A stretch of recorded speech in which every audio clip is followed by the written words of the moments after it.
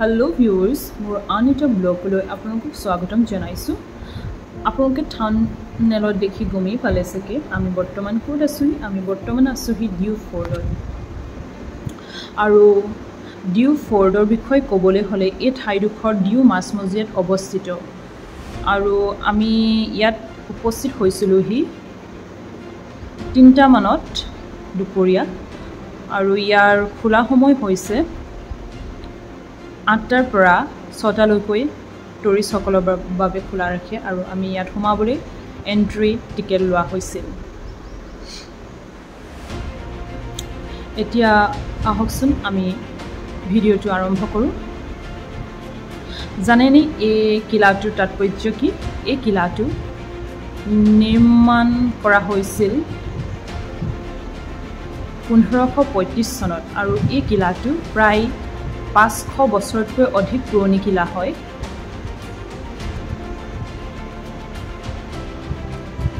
দেখিছেনে বাৰু কিলাৰ দৃশ্য?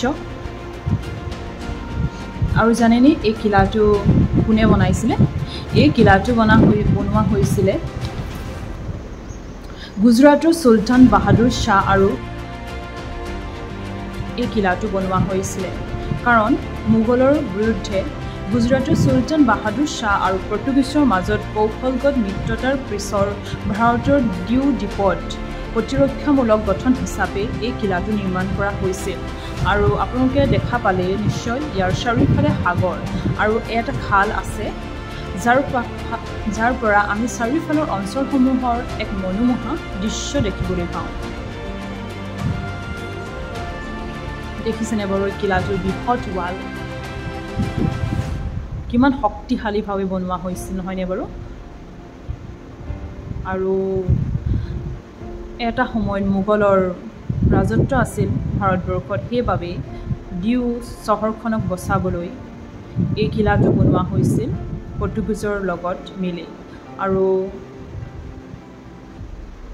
ৱেবছাইটৰ মতে আমি জানিবলৈ পাওঁ 1961 চনলৈকে এই ফৰ্টটো পৰ্তুগীজৰ নিয়ন্ত্ৰণতে আছিল।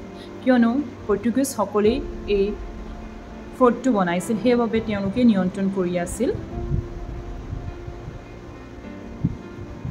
এতিয়া আমি ওলাই আহিলোঁ। আপোনালোকে যে এটা ৰুম দেখিছিলে, আন্ধাৰ ৰুমটো, সেই ৰুমটো তাত আগতে কৈদীক ৰখা হৈছিল। আৰু বৰ্তমান তেওঁলোকে ৰিন'ভেট কৰিবলৈ ৰাখিছে। এয়া দেখিছেনে বাৰু ৱালবিলাক?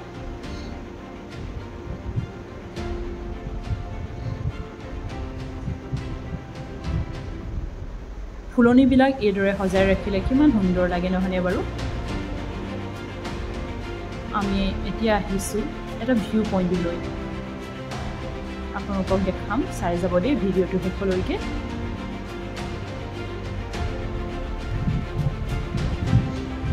এইটো এটা ভিউ পইণ্ট হয়।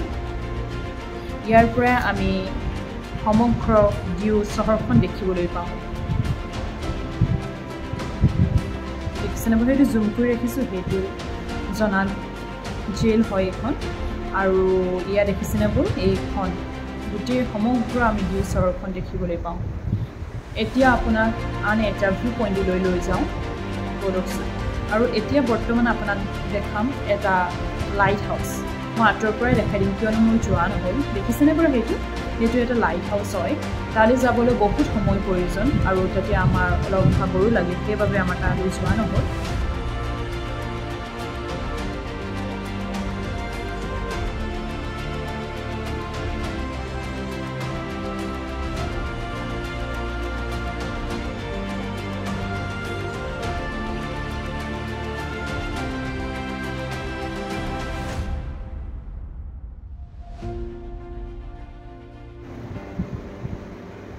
ইয়াত লিখা আছে ফৰ্ট অফ ডিউৰ বিষয়ে, ডিউ কিলাৰ বিষয়ে।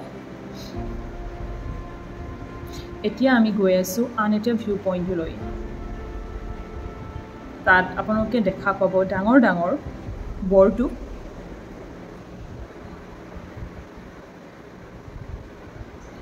এই ওপৰলৈ উঠোঁতে মোৰ ভাগৰ লাগি গ'লগৈ। কিয়নো আমি সেইদিনাখন বহুত ঠাই ঘূৰিলোঁ, সেইবাবে লাষ্টলৈ আমাৰ ভাগৰ লাগিবলগীয়া। ইয়াত দেখিছেনে কিমান ওপৰলৈ উঠি আহিব লাগে, কিয়নো এইটো এটা ভিউ পইণ্টো হয়, সেইবাবে। আৰু ইয়াত আপোনালোকে ডাঙৰ ডাঙৰ বৰটোপ কেইটামান দেখা পাব দেই, দেখাম।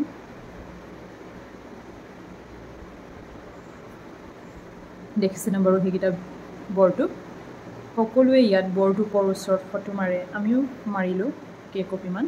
ইয়াৰ পৰা আপোনালোকে ওচৰলৈ গ'লে দেখা পাব সমগ্ৰ ডিউ ফৰ্টখন, ডিউ চহৰখন। ইয়াত দেখিছেনে বাৰু সেইটো এটা লাইট হাউচ, আপোনালোকক প্ৰথমেই দেখুওৱা হৈছিল আৰু এতিয়া ভালকৈ আপোনালোকক দেখাই দিছোঁ।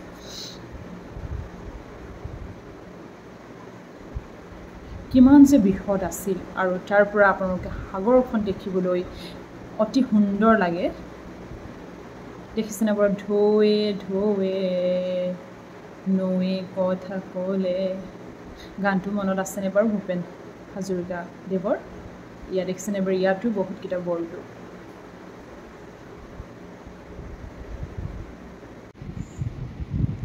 কি যে মনোমোহা পৰিৱেশ নহয়নে বাৰু? ইয়াতে মই মোৰ ভিডিঅ'টো সমাপ্ত কৰিলোঁ। যদিহে মোৰ ভিডিঅ'টো ভাল পায়, লাইক আৰু ছাবস্ক্ৰাইব কৰি দিব ভাই।